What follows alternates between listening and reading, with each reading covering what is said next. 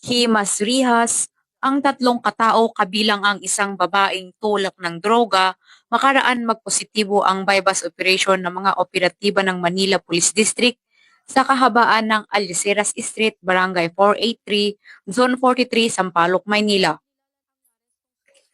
Ayon sa ulat, ikinasa ng Station Drug Enforcement Unit PS4 ang nasabing operasyon kung saan nasakote ang sospek na tulak na si alias Yam, 24 anyos, residente sa Algeciras Street, Barangay 484, Sampaloc.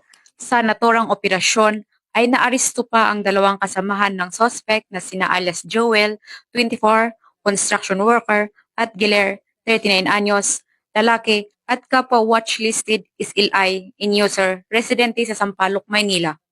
Nakumpiska sa mga sospek ang tinatayang 80 gramo ng shabu na may standard drug price na 544,000 pesos. Na-recover rin sa sospek ang bypass money na ginamit sa transaksyon at isang Yamaha Mio na kulay blue.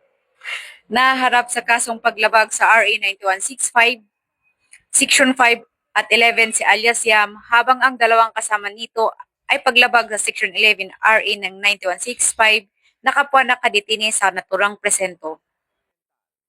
Mula dito sa Camp Bagong Diwa, Taguig City, ako po ang inyong PNN correspondent, Patrolwoman Verna Gundran, alagad ng batas, tagataguyod ng Balitang Pulis.